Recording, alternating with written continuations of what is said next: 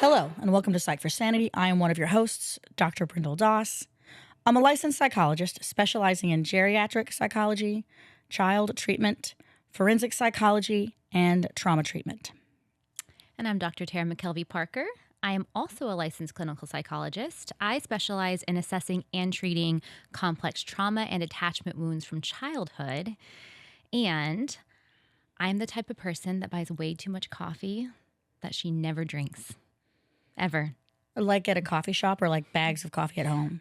At a coffee shop, I very regularly go buy coffee and do not drink it. That's a crime. I know, because You're admitting to crimes. It does absolutely nothing for me, but there is something like, in terms of energy level. Yeah. But it's very psychological. It's like a comfort. Like if I have this drink in my hand, I can drink it and maybe it'll help if I need it. Right. It's in my hand. Yeah, I think it was fun this morning when you brought me my coffee. I ordered 2 coffees and you assumed one was for Dylan. Yeah. And you were surprised to find that both full-size lattes were for me. Well, so I take personal offense to you like leaving perfectly well-made coffee. Well, and also another thing about me is that I cannot finish any beverage really that I'm ever given. Yeah. And so it's hard. It's just hard to finish coffee. It's hard to finish anything. I like sometimes will have like this, those mini Dr. Peppers. Yeah. And I will drink half of it. You know what I mean? It's just You're weird, man. I know. I didn't think you were that weird. That's concerning. Just like you can't let the glass win or something. Like you're not going to have all of me. No, I'm not going to consume all of you. I just don't feel thirsty. Yeah. But anyway, it's so weird. No. So the other day, I saved this story for you. Oh gosh. Okay. You told me that you had a doozy earlier. I'm waiting. Yeah. Well, I think it's fine, but I think you're going to be concerned or confused. So I have a child. I have 2 children, and one of them watches a certain TV show. Okay. And have you ever started watching a show with your kid, and it's like, man, this is a really good show. I want to watch it. Yeah, definitely. Okay. So I can't say that I watched this show by myself yet, but a couple of weeks ago, I was watching My Little Pony with my family. Okay. And it was a 2-part episode. It was a 2-part episode. And for some reason, the next day when they watched part 2, I wasn't home. Oh, no. And I needed to find out what was going to happen to the Crystal Palace. You were devastated. I was so upset. And I literally thought about it for like weeks. And so the other night. Really? Yeah, I wanted to watch it so bad. Wow. I wanted to know what happened. You're also the person that was singing the Super Kitties theme song to me the other day. I do love the Super Kitties theme song. Really into Super Kitties! You get really into your kids' TV shows. It's not on purpose. It happens. So anyways, so the other night, I had a rare night when I was alone in my house. My children were asleep. They had gone to bed. They were there, but I was like alone, like my spouse was gone. And I said, you know what? I'm going to make myself a nice dinner. And I'm going to watch part 2 and find out what happened to the Crystal Ponies. Did you really? I did. Did you do it? I absolutely did. Was it good? It was a really good episode. Was it good? I felt so much satisfaction and joy and comfort. Okay. And I was like, this is what life is all about. It's See, like finding moments of joy and pleasure. Yeah. When you watch and you figure out part 2.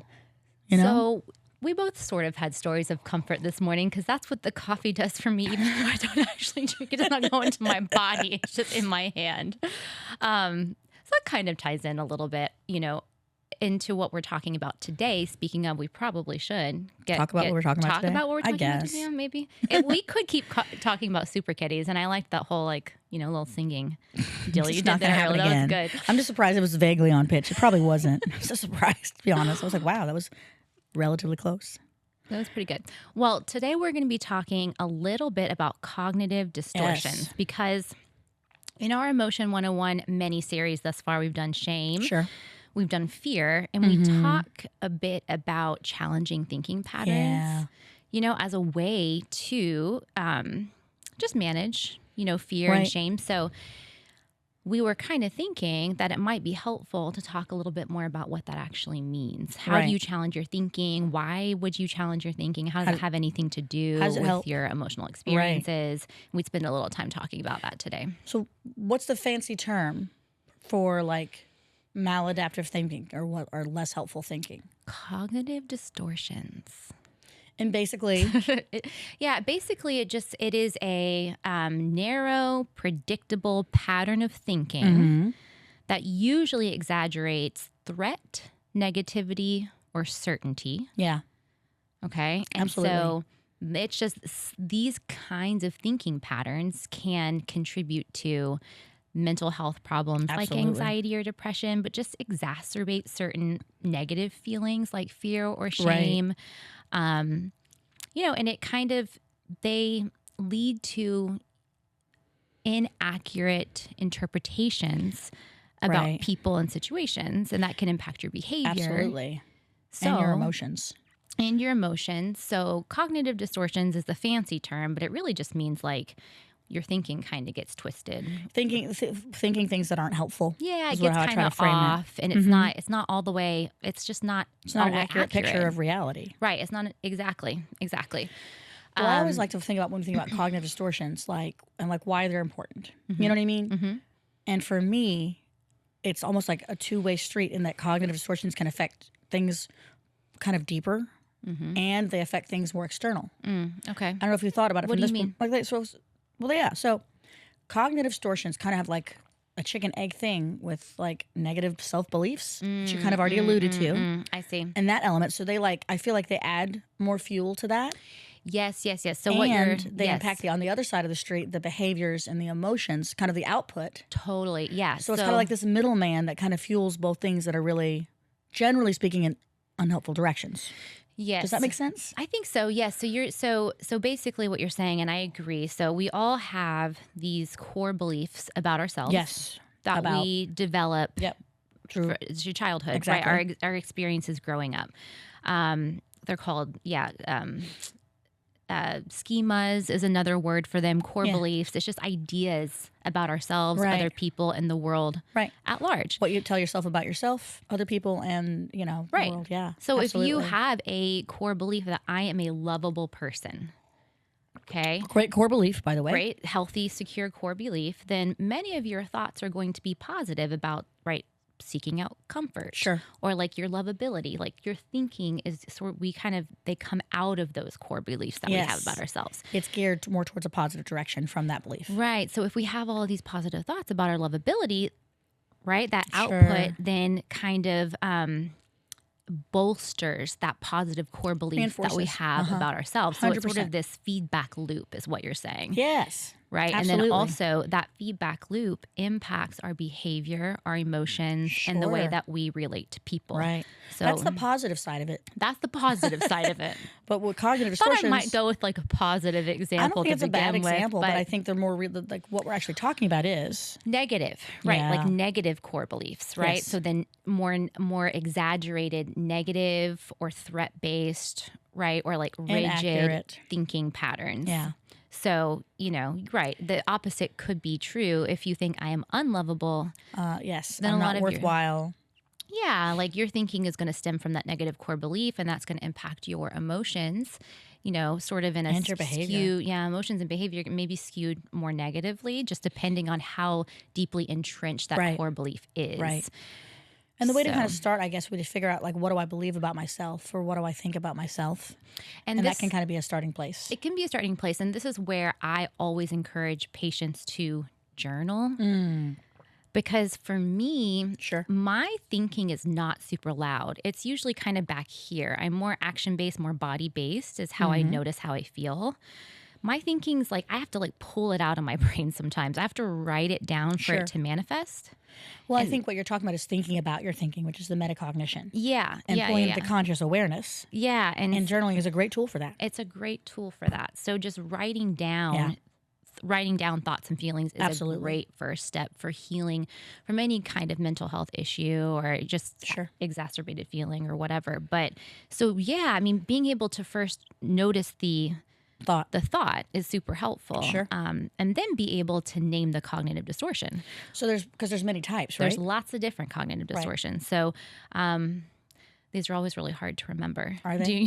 For me, yes. Like the actual name. One that comes up a lot for my patients that I always try to lovingly and respectfully call out is mind reading. Mind reading. And that is where you're basically, it's where you tell yourself, well, that's how they're going to respond, or that's how they're going to react to me.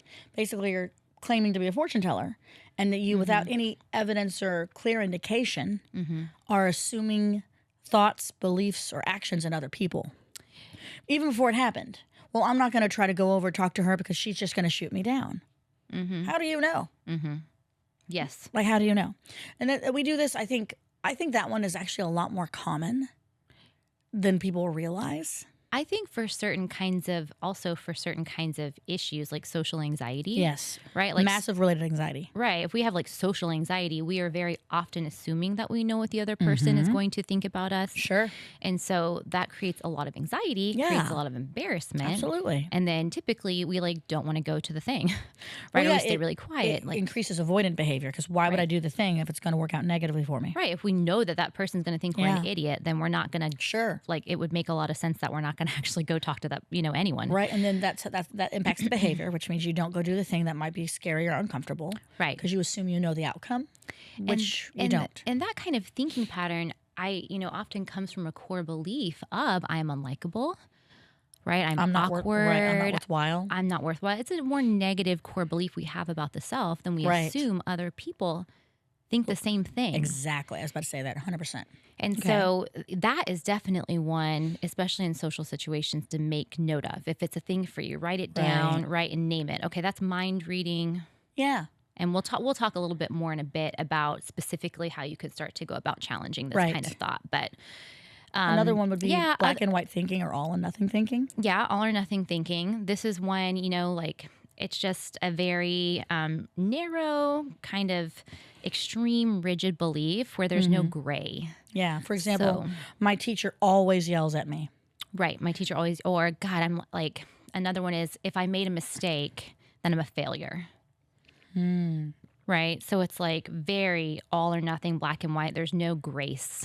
There's no balance. We don't give ourselves grace when we have this kind of thinking. This one's super common for anxiety. And another way this one manifests too is when we have sort of narrow beliefs about people or ourselves. So I'm an idiot. That person's a jerk. These are sort of narrow. Or I made a mistake, so I'm stupid. Or just really narrow, black and white. Like there's no gray. There's no wholeness. Yeah.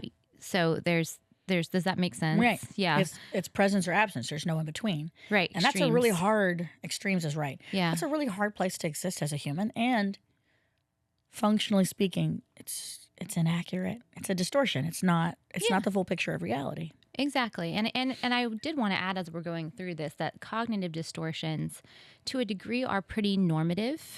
Yeah. Right? You don't have to have a disorder or a diagnosis to have these. Yeah. It's really like how frequently you're using them, how rigidly you're using them, how much are they impacting your mood to the extent that in your behavior, to the extent that you may be participating in behavior that's not healthy for you. Or that's self-limiting. Or what? Or that's self-limiting. That's self-limiting, or you're experiencing emotions to a degree that are flooding or out of control. Yeah. Is what I would. Absolutely. Yeah.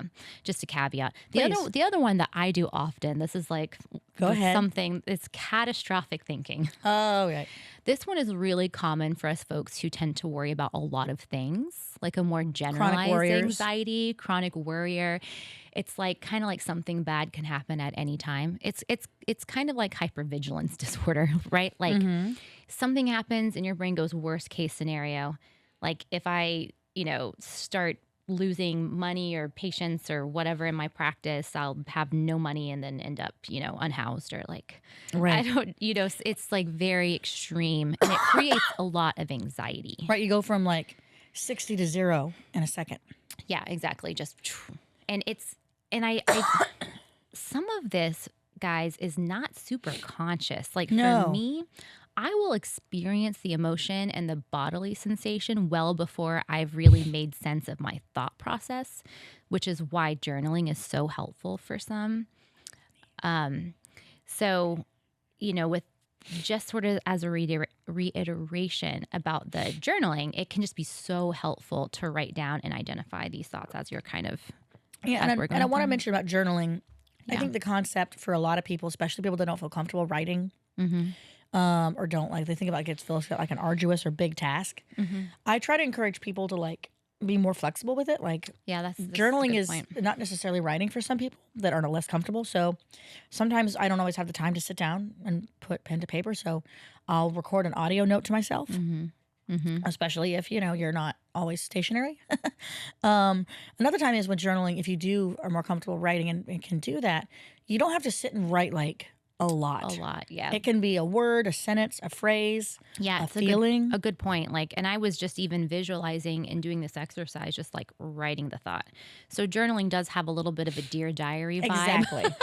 So I'm glad you brought that Dear up. Diary. Today. No. I mean, but that's a good option Which, too. no shame again. Yeah, exactly. There's a lot of good options. For a long time, I was doing free association journaling. I mean, I would just literally because this is how my thought process works, right? It's super kind of quick and jumbled, and like I need to see it for it to make sense. Right. I would just like write 10 pages front and back in my journal. You don't have to write 10 pages. But it would just like Dr. McKelvey flow out of me, and I would do it until I felt like a Sure. like you feel like a. I have different kinds of journals. I have like journals are almost like lists. I think for me, if I have a lot of things to do, even though it might not feel like journaling, but if I write it down or write sub notes or things I want to remember about it, it's like a form of journaling for me. Yeah, totally. That makes sense. It's almost like a more of a bullet journal or like a more organized plan.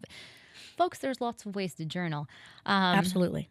Back to cognitive distortions. Yeah. Okay, hold on. We have mind reading. We have catastrophic thinking, black and white thinking, emotional reasoning. That's another one. Yeah. Okay, this is believing feelings equals facts. Yes. So I feel embarrassed, so I must have said something stupid. Right. I feel angry, so that person probably did that thing on purpose. Right. I like to help people. Would you like to hear how I help people challenge this? I would love to hear how you help people challenge this. This really helps people recognize. So, I'm gonna give you a statement, and I want you to tell me if it's true. Okay. Here's me? Yeah. You're gonna give me a statement. Well, they can't answer me. I mean, you were kind of looking over in Dylan's direction, so it's like guest participation. It's participation. No, okay. So I feel like the King of France. I feel like the King of France, and that is how I feel. Oh, okay. I feel like the King of France. Does that make me the King of France? No. Are you sure? But I feel it. This is how I feel about myself. Yeah. Yeah. I think I use this example with my patients a lot because it's a very clear articulation that obviously I am in no way, shape, or form the King of France. I don't even know if they have kings of France anymore. I don't know. I don't know what's going on in France. No, I haven't checked that out yet. I should look that up. We need to know about all the royalty. I don't know about that. Prices. Maybe I think you like that. I think you like the royalty. Perfectionistic. What is that thinking? That's black and white? Probably, yes. Yeah, that's a big one for me. I'm like, I must know all the places now that you brought up the royalty. No, but it's clear when I give you that example, much like it is for most of my patients, that I can feel that way, but that doesn't make it so, and it doesn't make it reality. Yes. Another example I try to give folks, and I don't have a physical example, but in one of my offices, I have a painting of the, like a watercolor kind of painting, and it's blue, and there's clearly a part of the picture is the sky, blue, and a part of the picture is the ocean, and that's all that's in it. And that's just clear from when you look at this picture, that's what it is. But I point out to people that they are distinctly separate. You can distinctly tell which is the sky, and you can distinctly tell which is the ocean. And I say, you can pick either one, but one of these is your thoughts, and one reality, and one of these is your feelings. And they are not the same. Yeah, thoughts and feelings. Yep. Yeah. So you kind of highlight just because you feel something doesn't make it the full picture. Yes. Intent of reality. It's part of it and an important part, but it's not all of it. Yeah, it sounds like this one comes up quite. You have some good examples for this one. It does come up a lot. Yeah. Well, there's a few more I can think. Personalization. Yeah. Okay, that's assuming an event is about you. I used to do this a lot. Did you? Yeah. I mean, me too. Do you have an example of pretty this one? Common. Just like, oh, they didn't text me back, so they probably don't like me. That's one. That's like an example that right. Well, I used to. This is I don't do this anymore because I've been able to balance this thinking. But I used to think when someone would cut me off on the road, you know what I mean? We are in Texas. We have to do a lot of driving in Texas, in the part of Texas we're in. And I used to think, oh, they're trying to like be a jerk on purpose, or they're trying to be mean on purpose. They cut me off, so therefore they're a jerk. And what helped me balance that was like, man, I was well, I don't know why they cut me off. I'll never, functionally speaking, it's very low statistical probability they'll ever find out why they chose to do that. So, but let's think about other options. Maybe they're late for a job interview. Maybe they just found out their mother died. Maybe they just found out their spouse is in labor. Or what I said earlier, maybe they're giving labor right now. Well, maybe they're having a baby while driving, and Brenda was always like, got to raise the stakes. Like, it could happen. I'm sure that's happened before, but like, anyways. So there are lots of other reasons why this driver may be cutting her off is the idea. Absolutely.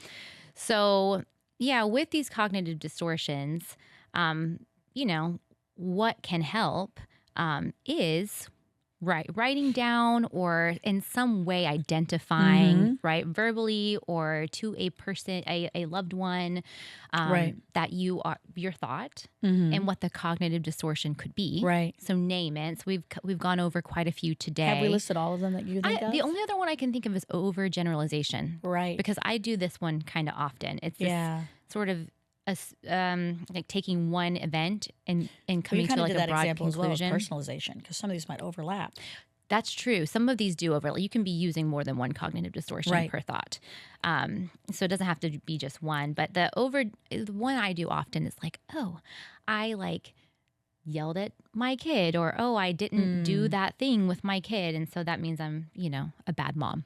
Right. Something like that. One decision speaks for all decisions. One little mistake or, thing that I didn't really love about my parenting that day means I'm just a bad mom. Right. Which is like that overgeneralization. Right.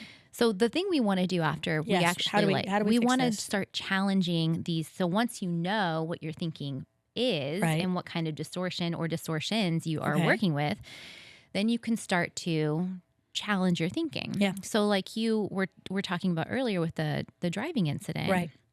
We want to stop and ask ourselves, like, what is the evidence for this? Right. What's the proof evidence? Do I have? Yeah. What else could it be? Sure. We want to be curious. Yeah. Curious about the thinking right. and not just accept it as truth. Or fact. Because so often, especially if we're not like really like taking note of our thinking, it just feels true. Yeah. It just feels true. So we want to start like having some curiosity about without judgment about the accuracy of this thought. Right. Right. So like the example about my kid, like, being a bad mom because I did one thing. It's like, well, actually, I'm a pretty good mom. You know, and then I think about what is the evidence, right? And I kind of go through like, my days, the day or two before or even earlier in that day, and like all the really wonderful connected moments I had with my kid. Sure. And I try to think about the repair, if there was like a repair, and I'm just like, what? I am like a good mom and I make mistakes. Yeah. And sometimes I struggle. Sure. Because I'm human. Right. And so it's just really like having curiosity and also like balance and breadth to your thinking. Anything that feels really narrow and just rigid and focused, right, and like negative and fear-based, it's probably not accurate. Right, not the full picture. So, yeah, we want to kind of start to challenge widen that thinking and figure out what evidence do I have for and what do I have against. And this is what I also will tell people, because remember at the beginning of this conversation, these cognitive distortions or negative thinking patterns, they directly fuel and reinforce potentially negative beliefs we have about ourselves. So I always go back to people like that struggle with this, that come back to me like, well, no, I'm pretty sure this is da-da-da-da. Okay. If that is true, let's say if the guy that cut me off was trying to be a jerk on purpose, does it help me to think that? Does it really help me and how I feel about the situation, myself? Does it help my behavior? Yeah, is it helpful? Is this helpful right now? Is it helpful? Yeah. Like is it helpful to operate from this, even if it's true, which we know it's not? But if it's hard for people to balance them cognitively, I have not had a person come back to me yet to say, no, it does help me to think this. Because most of the time it keeps you in a negative mood state, increases anxiety, depression. Yeah. And other times we choose behaviors that are less helpful for our goals in life, such as, where maybe I race up behind the guy when I'm thinking that he's trying to be a jerk on purpose. Maybe I engage in unsafe driving. Right? And that would be, then I can maybe get a ticket.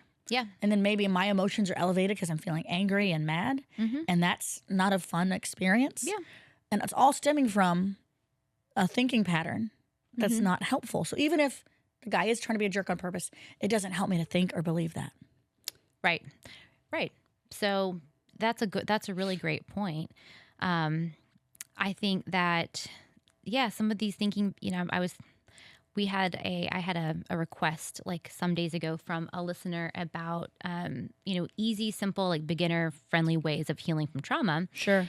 And, these negative core beliefs are really common for people with trauma. Absolutely. So, really challenging this thinking is one of the main ways of changing the core beliefs. Slowly over time, Because you're creating new neural pathways. So if you really do think I'm unlovable, you are going to feel that way, and your thinking is going to reflect that, and you have to really challenge that line of thought. Sure. And then eventually over time you start to believe, actually, I'm lovable.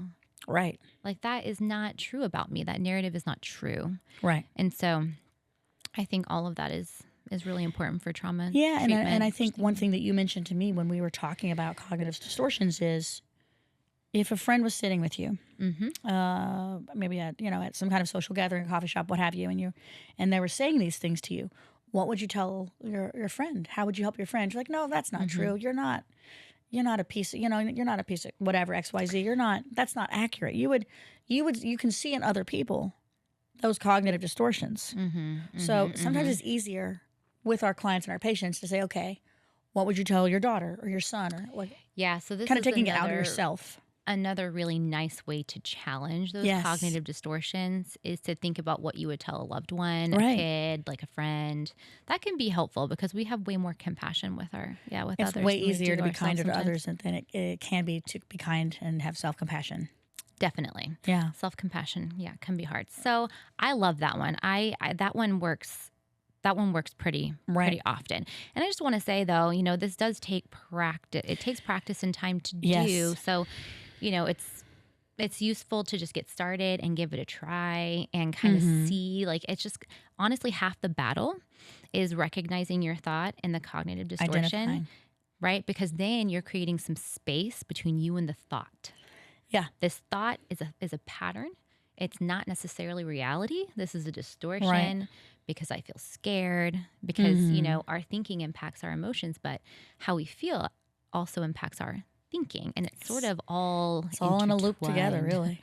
Yeah. So, I think that's half the battle. So even this challenging piece is important. It takes time. Changing the patterns takes time, but I think it's really worth it and helpful. I agree. And the last thing I want to make sure, like, I had one of my best friends and a fellow therapist tell me a long time ago, when I contacted her about just distressing thoughts I was having, she said, a thought is just a thought. It is, simply a neural connection between, 1 to 2 neurons, if not more. And we give it valiance or we give it power.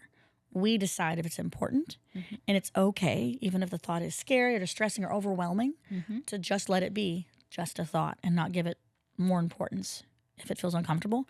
Yep. And that can also be another kind of tactic or technique. Yep. To sort of it's break the intensity. Yes, it's of just these thinking patterns. Just noticing the thought and that the distortion can help kind of create that distance, like you're saying. Like, this is just a thought. Don't believe everything your brain tells you. Yeah, right. Absolutely.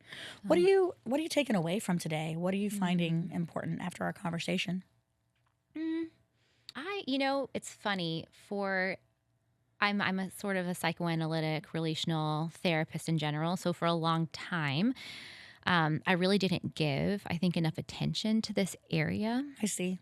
Of psychology, because I was really more into the relational, emotional realm.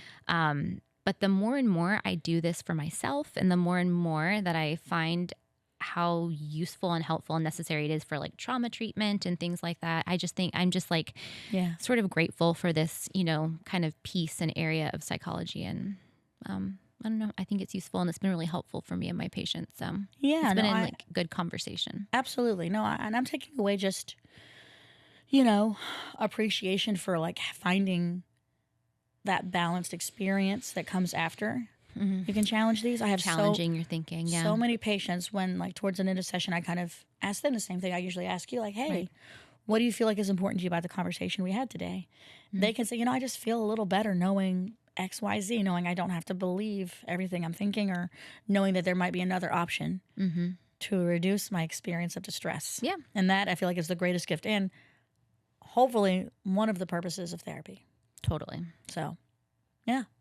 Leave us a comment, let us know what you think about not only today's episode, but our our Emotion 101 mini-series and the podcast in general. Or if you have other requests that we cover other emotions or experiences related to us, we'd love to hear from you. Yeah.